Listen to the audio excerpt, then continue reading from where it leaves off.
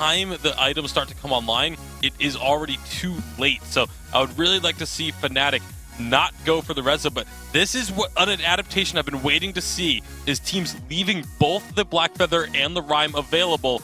Now, with G2 taking the Rhyme, Fnatic can go ahead and lock in the Black Feather if they'd like. G2 did force Fnatic's hand to ban the Cruel just because they banned the Petal. Had they left it on, they might have first picked it. In my opinion, Fnatic got baited really heavily there, because I don't think G2 would have went for the Cruel pick, even if it was still open, just because as a first pick, you have other counters that you could have picked into it, even if Petal is taken off table. So the Rhyme comes through for G2, and in my opinion, that this pick is actually even stronger for them than the Cruel.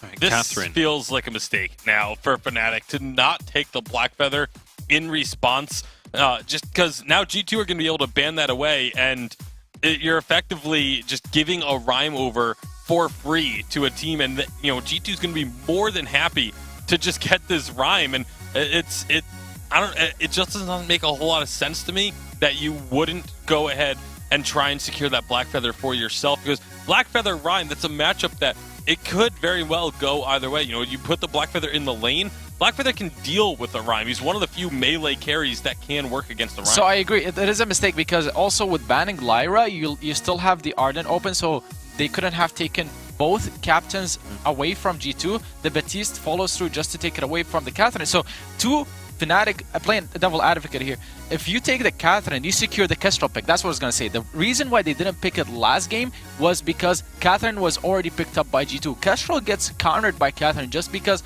Catherine can stand in front of her, pop the bubble, and then the Glimmer shots will reflect so much damage onto the Kestrel with that crit build. So Fnatic went for the Catherine specifically so that they're able to secure the Kestrel pick and allow TechnoJJ perhaps to dominate the matchup between him and Hundor. So putting a lot of focus on that lane matchup, but Black Feather's still available. What do we think about that Black Feather into Kestrel matchup if that was something G2 went for? It's a matchup that could go either way, but I would love to see it, yeah, because Black Feather, Grace Rhyme, this is a terrifying composition that G2 have picked up, and yes, Kestrel can go toe-to-toe with Black Feather in the laning phase. Once you get into the late game, when this Black Feather is just going to be able to dive into the backlines, and you have Rhyme and Grace, especially with the Grace to heal him up, all of a sudden Kestrel is not able to deal with this Black Feather any longer. The Samuel pick, I also am...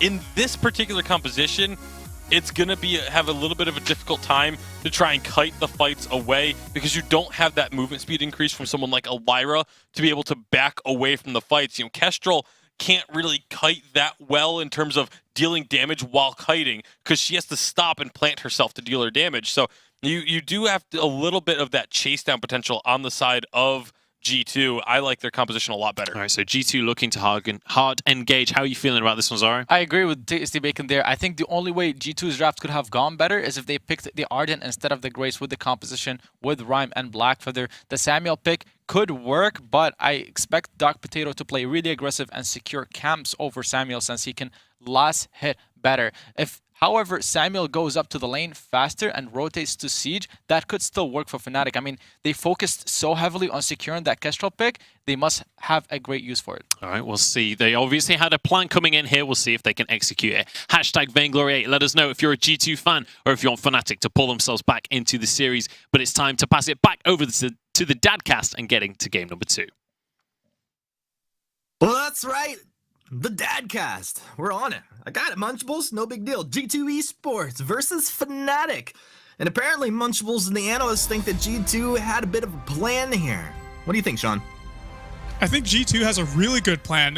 Once they get this Black Feather to late game, they're going to be able to dive with the Rose offensive at level 6. It's going to be really easy for him to get to that backline, hit up TechnoJJ for some of the damage, maybe even get some kills. Target focus is going to be really important in this game. You can tell these are players that play up against each other quite a bit and like to have some fun. Nettoilette doing a little 360 there, landing his Merciless Pursuit stun. G2 able to grab the front camp, the Elder Treant, so that was their rotation. On the other side, Fnatic starting on the back camp for their carry and jungler. Yeah, another thing that we need to see here a lot too, Humanist, is Dark Potato, once he gets through with his rotations, he needs to be able to, if they see that Fnatic is pressuring the lane, he could actually go to the jungle of Fnatic and actually steal away some of those camps. If he's able to do that, he's going to be denying Palmatoro his jungle, and that could be a really good thing to prevent them from getting snowballing too much into late game. That's true. When we look at this Fnatic combination, this is 2 out of 3 of the Siege composition. It's very interesting and a pretty good balance. Look at the massive damage coming out there on Keanu. But nice balance with net on this Catherine here. It's very interesting. And, you know, our analysts talked about how, of course, G2 are going to do so well into what Fnatic has drafted. I think there's a lot of ways that Fnatic can actually kite backwards, lock somebody down, and look to turn it around on them. Yeah, there are a lot of ways. Number one way is, of course, go ahead and get stuns off, just like that, with the merciless This pursuit. turret's about to go down. Yeah, and it's so early too. If it goes down right now, that's gonna be pretty crazy, well, Humanist. They realize that Potato has most likely made its way deep into their jungle, which he has. This gives an opportunity for Palmatoro to drop down into G2's jungle. A very nice rotation. Now up in the lane, Keanu pops his healing flask. The Glimmer Shot almost taking him down. Active camo for the movement speed, moving forward. Net to lead with the boots. Hundor jumps onto Tetno. Net flanking back, but Dark Potato's there. Dark Potato, dun dun dun dun! First blood for G2.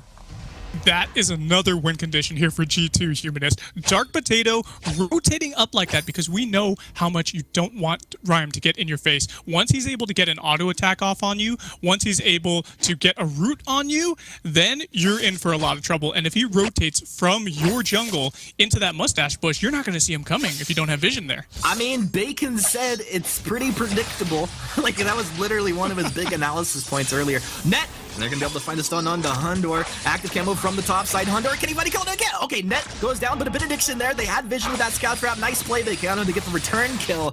G2 up 2-1, 3 minutes in. A lot of action and happening here on the field.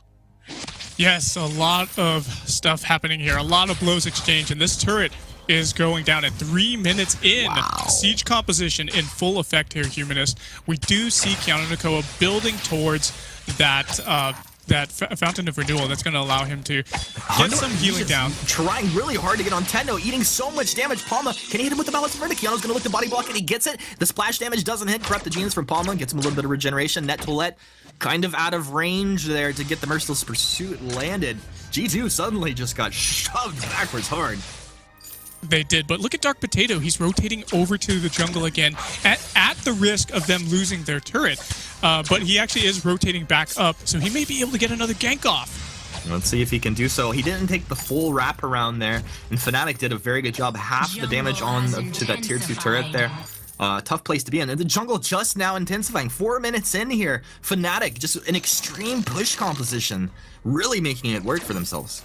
Extreme push. It might as well be a push comp from Saw, Humanist, because they're just taking these turrets so quickly. No, they have a Saw. They have a Saw. They have a Saw. It's a Samuel and the Kestrel combined. It's so good. It's such a good siege comp. They equal Saw, but they actually have a Sorrow Blade already on Tetno JJ, so that's just some really good flat weapon power damage. And they're continuing to push this lane too. Looks like they're going to rotate down. But if you look at Hundor, he's actually got his first tier 3 item. He's got that Serpent Mask there. That's going to allow him to get some pretty good sustain.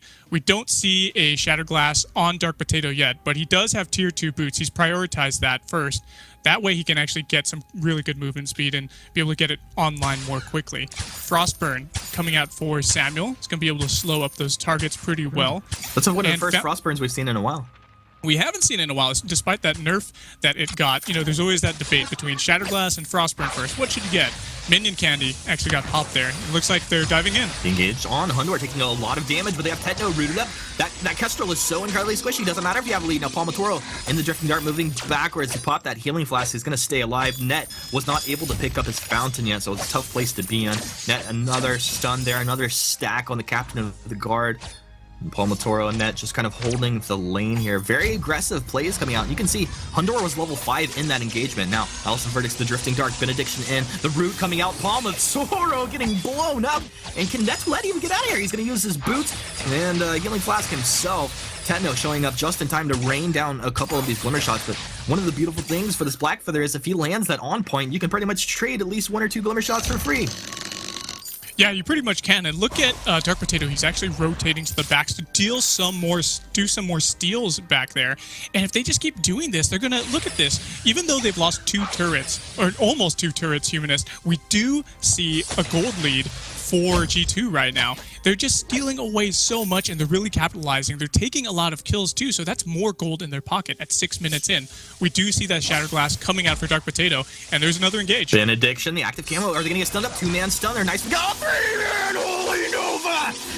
No JJ gets roasted down. G2 on the chase. G2. Netzellet's gonna go down. Hondor finds the kill in the lane. It's a double kill for the Black Feather. Ace for G2. 7-1. 6 minutes 45 seconds, and this is insane. This is insanity! That ace wave of minions is pushing into this turret so well. Hondor is going to help him out with it. And not only are they taking a Crystal Sentry, an ace, but they're also taking a turret in return. And this is a huge gold swing now for G2, and they're up over 3,000 gold at the moment. That's not going to be able to be stolen. Not going to be stolen. Oh my goodness. Hondor picking up, stacking the armor up right now. He wants to go blow for blow with Techno JJ here. Fnatic find themselves in a tough position. And I don't, Sean, I think we should remind the viewers of how we started off this weekend. G2 in the best position in Europe to make a run to challenge SK. Now, there's a couple teams like technically in the running based off of dream scenarios. But G2 faced SK. They put them down 2-0. And now showing up like this in this series here is amazing. You can tell G2 want a spot at Worlds. Yeah, you can really tell. They want to get their ticket over to Singapore to be able to be at that theater playing on the world stage. And it's going to be an amazing thing when you do see them there. This is the number 2 seed, G2 right now, versus the number 3 seed via the standings as of this weekend. And Fnatic looked pretty strong yesterday, but so did G2 versus SK. And this is just an astounding showing that they have here. They're putting so much pressure on the jungle right now. That Crystal Sentry down to 1 life remaining, and it's pretty early. If they can eliminate that within the next couple of minutes, that's going to be an early takeaway there. Tyrant's Monocle picked up by Techno JJ, so that's going to allow him to be able to repel them a little bit better with those glimmer shots. But we see Palmatoro also building towards an Eve of Harvest, it looks like. It's just really insane, especially based off of how strong Fnatic looked yesterday. G2 looks really good as well, but Fnatic looked amazing yesterday. G2 just running circles around this Fnatic squad right now and just showing us what they are capable of, especially, they got to, let's go. Not only are they playing well, they have a very strong draft, so it's A to Z. They're playing this very well. Look for Potato to wrap around the backside. Valkyrie right on the Palmatoro. Just dumpsters him into the ground with that stun there. Now looking for more. The turret there looks will cancel off their aggression, but G2 not burning anything. Crucible, Fountain, Healing Flasks across the board, ready to go. They're going to lock onto the turret. Potato boots forward. That's going to be the Faint of Heart. They're on to Techno. Techno gets the Fountain, but he's taken down on point from Hondor over the top side. They're going to get the turret as well. Netzellet, not much he can do here. Feels bad, man. He feels terrible right now, and they may not be done with it, but they're going to be rotating into the jungle.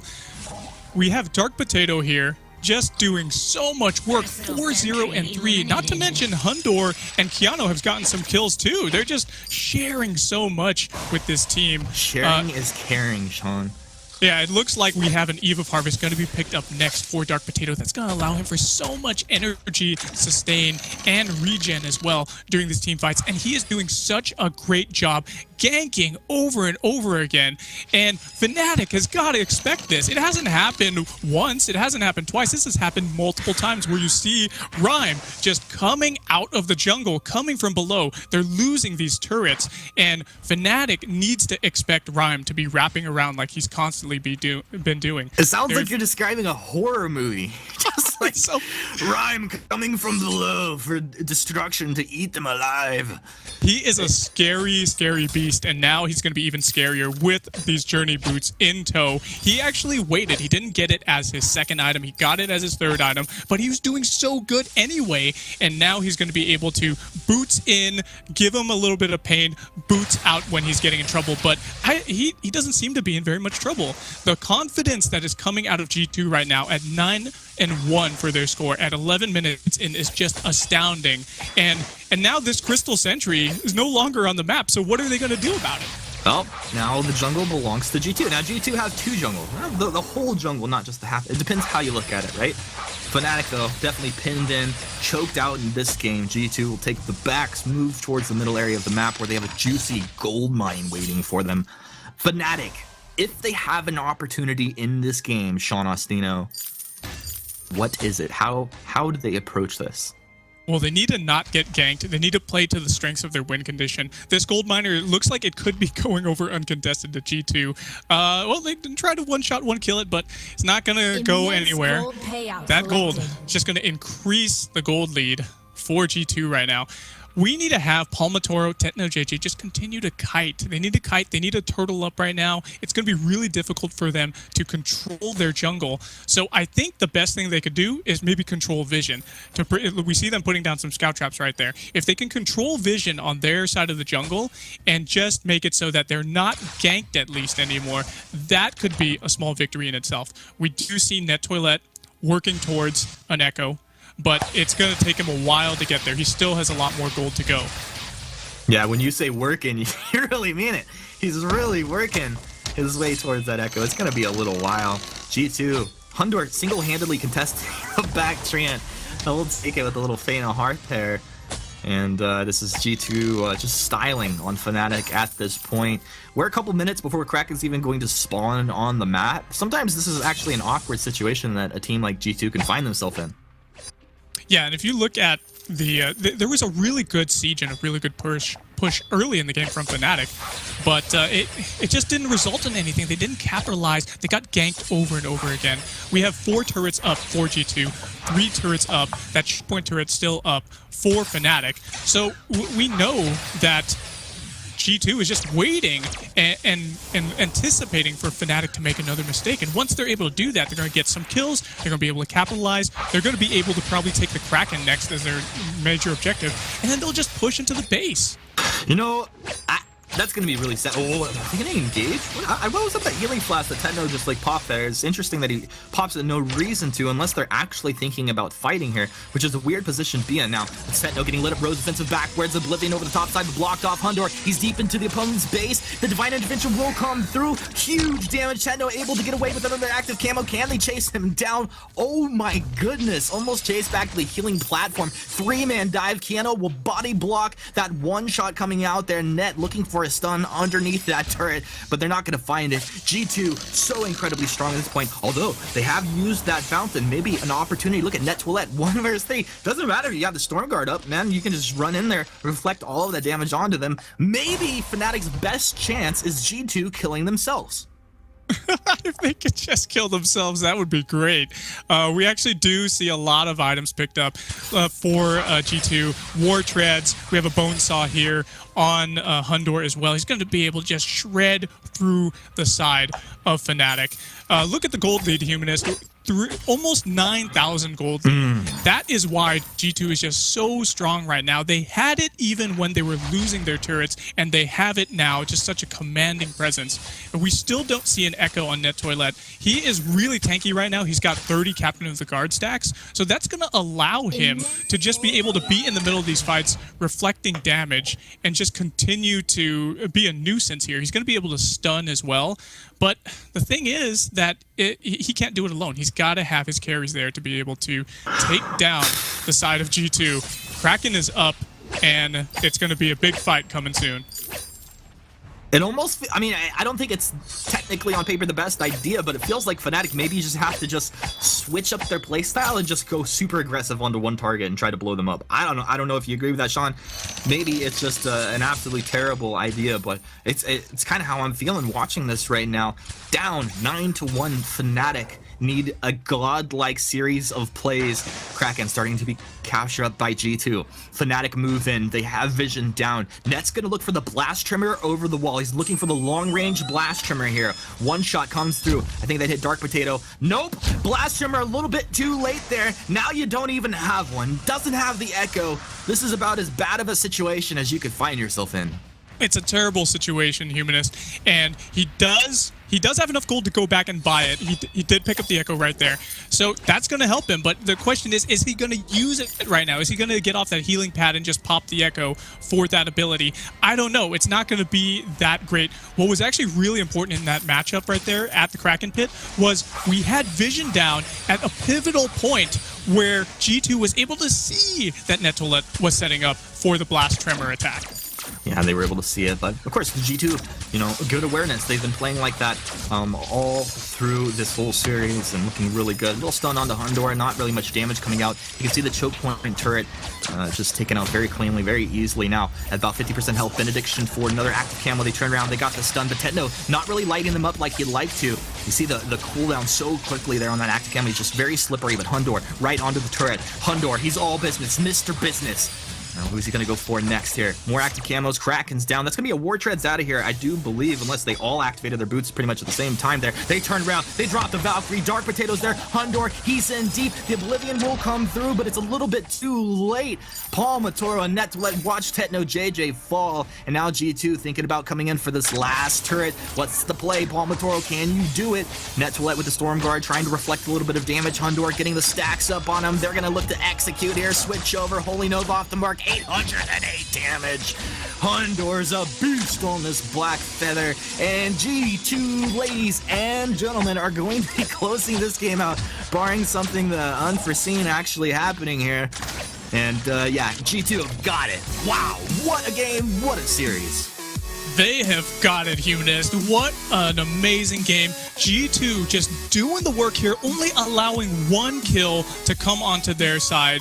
And Dark Potato, the name of the game here was gank, gank, gank. Early game to mid game. All he did over and over again was just come around the other side, engage as this rhyme, and he was able to do so much work. And the psychological